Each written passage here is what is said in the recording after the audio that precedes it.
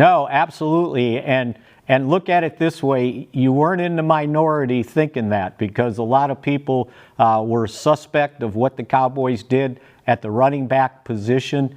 But, you know, give them credit to their scouting staff and their personnel staff that they saw something in this guy that was somewhat special and at a reasonable price against the salary cap.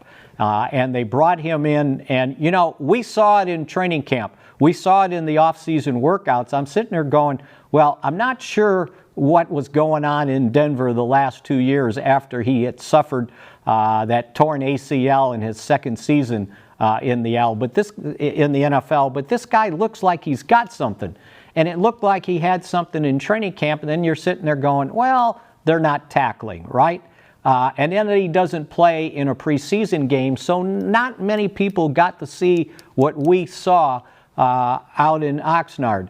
And so now you're seeing what we saw. He's a pretty darn good physical running back.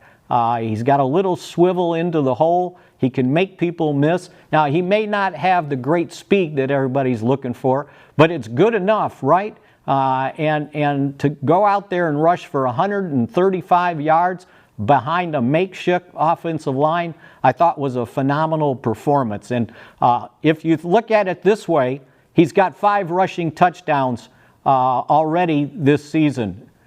The Cowboys as a team had 6 last year as a team. So I think that kind of tells you how they've turned that around in the running game, which in turn helps Dak in the passing game.